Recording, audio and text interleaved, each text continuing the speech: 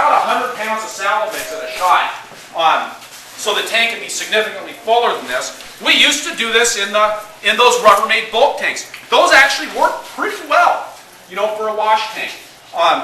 These are definitely easier to get clean. They don't have as many ridges in the old dairy bulk tanks as you do in the Rubbermaids, but the Rubbermaids are all smooth on the inside, so there is not a lot of places for things to hang up. But they don't drain as well because the plug on the Rubbermaid is about 1 inch up from the bottom. So you always have to be turning it over and hosing it out. Whereas these are actually made to drain completely. So you can actually get everything out of this tank. So I got the salad in. Now, what I don't want to do is I don't want to take this salad, put my hands on top of it, shove it down into the water. Because I'm going to bruise it. Especially midsummer salad.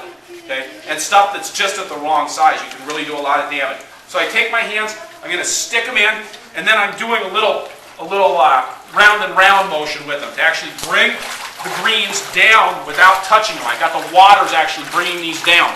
When we harvest, we tell people to handle them like they're holding on to the air around the lettuce, not holding on to the lettuce itself. Okay? We really want people to be gentle, and you have to emphasize that, especially because on the other hand, you want people to be holding on to as much lettuce as they possibly can. Because where is the inefficiency when you're handling anything? Is in moving the product from point A to point B. And I don't care whether it is that you're moving it from the ground to the bucket, or from the plant to the bushel basket, or whether, you know, that's the slow step. What you're doing with your hand is almost always the fast step. They've done time and motion studies. You spend more time moving the produce than you do actually working with it. So that you want people to be moving as much produce at a shot as they can, and that's going to be the same thing's going to be true in the packing ship.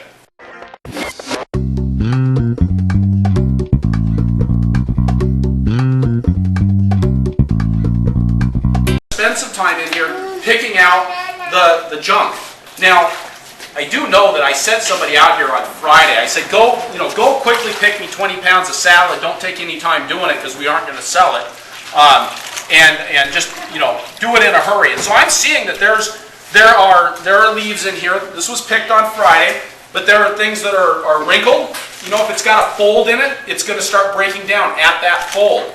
Okay, I've got some weeds. We have. Is anybody else having a really bad purslane year? Yeah. So we've got purslane. So I just want to sort through the tank, and this is really a step where you just kind of have to slow down and just kind of go through it. And I'll gently swish stuff around, trying to keep my eyes in one place. Now Elliot Coleman, he grows all of his different varieties of salads separately, and we do the same thing in the wintertime. We've gone to using a seed blend in the summer, but he'll wash each variety individually and then put it in a dump tank. Okay, this is. You know, and the reason he does that is that if you're only looking at red oak lettuce, a contaminant's going to be really obvious. Whereas I'm looking at 6 or 7 different leaf shapes now, it doesn't jump out as well. This is a hard job to get people to do. So I turn the bags inside out. That's kind of one of my little tricks to make sure that any grodies that are in there end up on the outside. Put it in the bucket, and now I'm just going to scoop this up again. I'm lifting it up from the bottom. What I don't want to do is to be grabbing it like that. It's not for sale. So, and I'm going to gently lift, and every step is a quality control step at Rock Spring Farm. So I'm continuing to look for weeds. It's not like and other breakdown in the lettuce. I want to keep my eye out for that. I don't give up just because I've moved on to the next step. Every step can be a quality control step at your farm too. We don't do the real baby leaf mix anymore. That requires even more tender handling. Fill up my bucket of salad, and I'm going to take that, put it over on the rack to drip dry a little bit, dump that out, pick some more stuff out, grab some more red bags. We wash our bags every week after we use them. We only harvest salad once a week, so once we do it, Sarah takes these. We have a washing machine in the bathroom, and they go through the washer. If you run your nylon bags through the dryer though, you'll ruin them for sure. They'll shrink, and then they won't fit over the edges of the crates. Now, we are using wood crates now. I would really like to invest in some plastic totes. The 1 bushel crates they're okay, but really something a little bit larger would be better for most of the greens that we're working with. And I do think the plastic would be easier on a daily basis to keep clean of dirt in particular.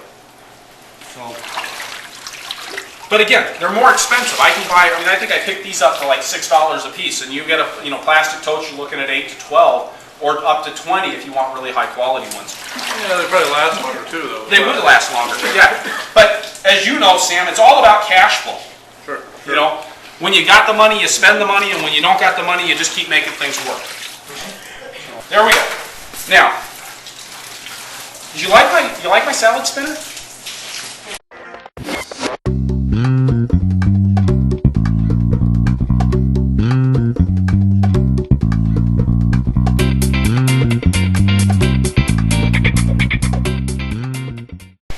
See the hole in the bottom? I don't want food going on the hole in the bottom. So this would be on a pallet or on a table normally, and I would take this. Jerry, I said it would normally be on a pallet or a table. You shouldn't be taking a picture of me when I say it's not normally like this. Photoshop. Okay. So you don't use any kind of liner then? I don't use a liner in these. Because what I'm going to do now is this, I'm going to put this in the cooler. Thank you. There we go. We're keeping stuff off the floor. Basic, fundamental.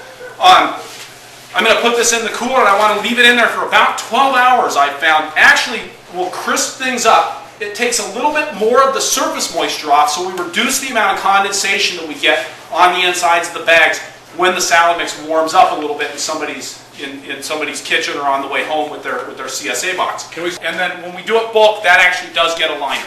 Okay, so I buy these liners from Rockford Packaging Supply.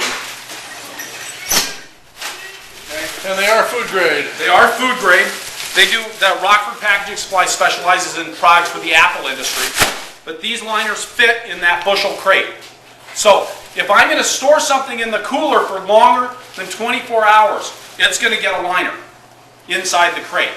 But if I'm washing Swiss chard, so say I'm washing Swiss chard on Wednesday that I'm going to pack into CSA boxes on Thursday, I'm not going to line those crates. But if I'm washing it on Tuesday and I'm going to pack it on Thursday, it gets a liner. Now, on the other hand, if it's going in these wax boxes, this is actually providing a pretty good moisture barrier. The number of places for moisture to escape from this is relatively small. For the salad mix, right, that leaf that's sticking out there, if you were to leave that in there for 24 hours, that's going to wilt. Okay? But in 12 hours, it won't. These are really, bunched greens it's pretty easy money. If you can maintain the quality of the greens out in the field through the year. We succession crop to keep that going. And really, then it's mostly a speed out in the field issue as far as how much money you're going to make, is how fast can people put a twist tie on.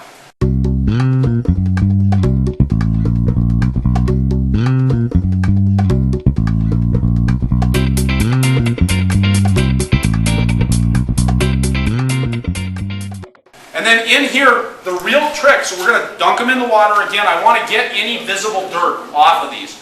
So I'm going to grab 2 in each hand, okay, like that. Okay. Just give it a quick swish, up, give it a shake, put it on the screen. Again, I'm going to put it on the screen because I really want to be dripping the water off before I pack it into the box. I don't want to be packing this soggy mass. When you put 24 bunches of Swiss chard into a box, it's pretty tight in there in the middle, okay?